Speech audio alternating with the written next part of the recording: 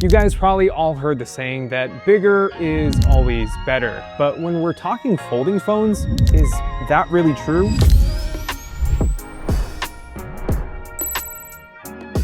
Is going for the Ultra and paying that extra $200 premium worth it? Or should you maybe go for the new form factor and, save some money? So just like any of my smartphone videos, let's quickly talk about the specs and what are the key differences between the Z Fold 8 and the Z Fold 8 Ultra. So kicking things off with the Z Fold 8 Ultra, it's a 6.5-inch display that expands to a bigger 8-inch screen. It's the same form factor as last year's Z Fold 7, so this is gonna look really familiar. It is slightly thinner than before, so that is kind of nice. And the hinge is now a bit more stiff with a bit less noticeable crease, and you also get better anti-reflective coating. The camera setup didn't change much. There's still that 200 megapixel main camera, and you're also getting that 3x 10 megapixel zoom. But the ultra wide's been upgraded to a 50 megapixel sensor now, but I kind of wish that they also upgraded the 3x zoom to a 50 megapixel sensor so that we can get higher res zooms, but it looks like we'll have to wait till next year, I guess. Now, in terms of the battery, we have a 5,000 milliamp hour silicon carbon battery on here, and it's using Qualcomm's Snapdragon 8 Elite Gen 5 for Galaxy, which basically just means it's slightly overclocked. Now for the Z Fold 8, it's obviously shorter and wider, so we have this 5.5-inch cover display that expands to a 7.6-inch inner display. It's got a slightly springier hinge, so opening and closing this fold is super easy, as you guys could see, but there's also drawbacks here, which we'll talk about in a little bit. It's got the same anti-reflective coating on the inside, and the crease is very similar to the 8 Ultra. It's not as noticeable as last year.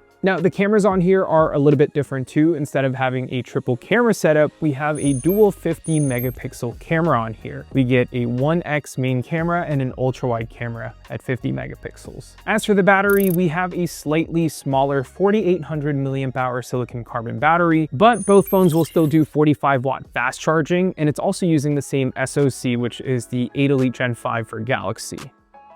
Okay, so talking a bit more about the displays. For the Ultra, we obviously have a larger, taller cover display that opens up to a bigger 8-inch screen. Some people really like this because you can technically have an equivalent of two 6.5-inch displays on the inside, but consuming content like, watching videos, you will still see bigger black bars at the top and the bottom, whereas the Z Fold 8, it's a bit more immersive and you don't really get the camera cutout in your videos like the 8 Ultra. Now, the same goes for the outside cover display too. It's more filled out on the Z Fold 8 versus the Ultra. Besides that though, screen tech wise, both are identical, and after a few weeks with these phones, I did notice that the crease is starting to appear on both of my phones. It's definitely a lot more noticeable versus when it was brand new out of the box, and I will say the standard Z Fold 8 still doesn't feel like there's a crease in the middle compared to the 8 Ultra, and I've been using the regular 8 a lot more than my 8 Ultra, so as an example, dragging my finger across the screen on both phones, the crease is not noticeable on the standard Fold 8, and on the Fold 8 Ultra, I can notice it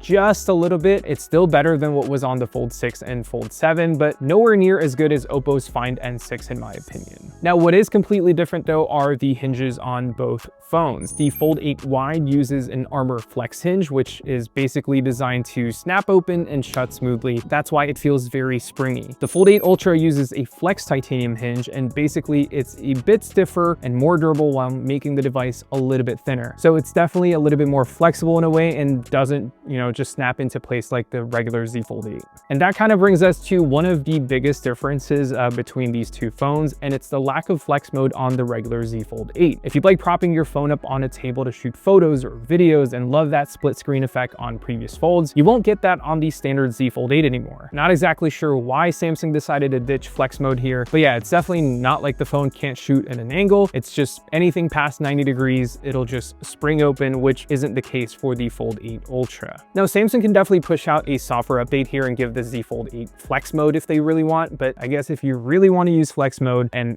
that's important to you, the Z Fold 8 Ultra is definitely the way to go here. Now, as far as performance goes, the Snapdragon 8 Elite Gen 5 on these phones are a beast. This technically won't be the latest anymore in a few months, but honestly, you're not going to be disappointed with this chip. It's extremely fluid. It never lags on me whether I'm using multiple apps at once or running emulators. It's honestly such a good chip for gaming. Like I showed off in my Z Fold 8 review, the fact that this can run AAA PC games or run retro games like PS2 or GameCube games just shows you how powerful this chip really is. More and more recently though, I've been playing some lighter Switch titles on here. Just attach a Bluetooth controller and you'll be good to go. And I think this looks perfect on the Z Fold 8. Now, if you do plan on doing a ton of gaming on here though, just make sure you don't go for the 256 gig variant. Since these don't have a micro SD slot, you're gonna want to get 512 or 1 terabyte because some of these games take up so much storage. I mean, look at how much is left after installing a bunch of games on here. Like, that's kind of crazy. And then talking a bit about battery life, while the differences between the two is only 200 milliamp hours, I usually get about 5.5 to 6 hours of screen on time with both phones connected to Wi-Fi, and both have Verizon SIMs on here, and I think it's a pretty decent battery life for a folding phone. Also, the fact that Samsung upped the charging speeds to 45 watt is really nice. This means less battery anxiety, and I can get back up to 100% in about an hour or so, which is really nice to see from a Samsung folding phone. And then when it comes to the software, there's barely any differences between the two. Both are running One UI 9, which is based off of Android 17. But when it comes to multi-window or running multiple apps at once, I personally like how the standard Fold 8 works. You can do 3 apps side by side, just like this, or have the third app be full screen while the other 2 are stacked on top of each other. Whereas the Z Fold 8 Ultra, you can do 2 apps side by side, which will give you a better experience overall for that full screen app experience. Or you can have 1 full screen plus 2 stacked on top of each other. You can't do 3 apps side by side like the standard Z Fold 8, but both devices though, you can have 3 apps open at once and add like 5 floating windows if you want. Not exactly sure why you'd want to do that, but you can if you want to. And last but not least, what about the cameras? So for an extra $200 premium, I don't really know if the Ultra really is worth it, just because the differences, in my opinion, are pretty minor so far. And maybe I'm just biased towards this new form factor, but I really do enjoy using this a lot more than the traditional Fold that we've had. But as far as cameras go, we obviously have the triple camera setup on the Ultra with that 200 megapixel main camera, which is confirmed to be a lot bigger than the 50 megapixel sensor on the standard Fold 8. It's roughly about 1.5 times bigger than the Fold 8's 50 megapixel sensor, which lets in way more light for night photos or give you more natural looking bokeh.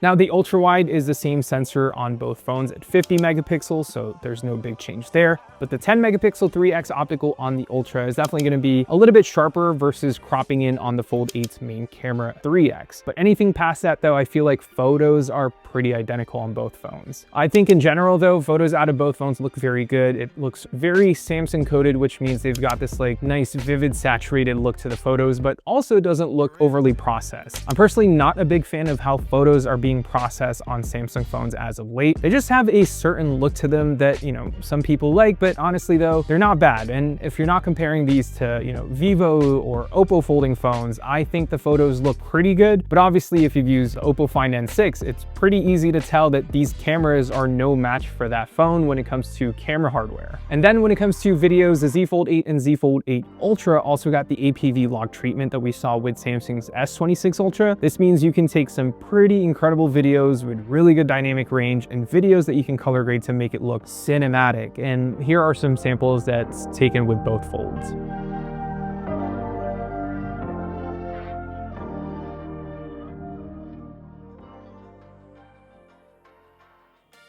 And so yeah, that is the Z Fold 8 Ultra and the Z Fold 8. I've had these two phones for about 2 to 3 weeks now, and like I said earlier, I'm not really sure if it's worth spending that extra $200 to get the Ultra. The differences are not big enough to justify the higher price tag, and I guess if you really want that 200 megapixel sensor and flex mode, the Z Fold 8 Ultra is honestly your only choice here, but I think the standard Z Fold 8 is the better fold overall. In terms of day-to-day stuff and how it unfolds into a wider screen is really nice, especially if you like watching videos on your phone. The cover display, in my opinion, is just more enjoyable every single day, at least for me. And the cameras are good enough for everyday photos. If I really want to take better looking photos, I always have my iPhone 17 Pro or Vivo X300 Ultra, which I've actually been using to shoot all of my short form content lately. Now, of course, we've got about a month until Apple announces their very first folding phone. And with that being the same form factor as the standard Z Fold 8, I feel like Apple and Samsung's gonna be selling a ton of these folds just because of how light and compact they are. And when you open it up, you get this beautiful widescreen experience. Anyway, stay tuned to the channel to see more videos like these. And in just a few days, I'll be checking out what Google's next Pixel phones are gonna be like. So make sure to subscribe, and yeah, I'll see you all in the next one.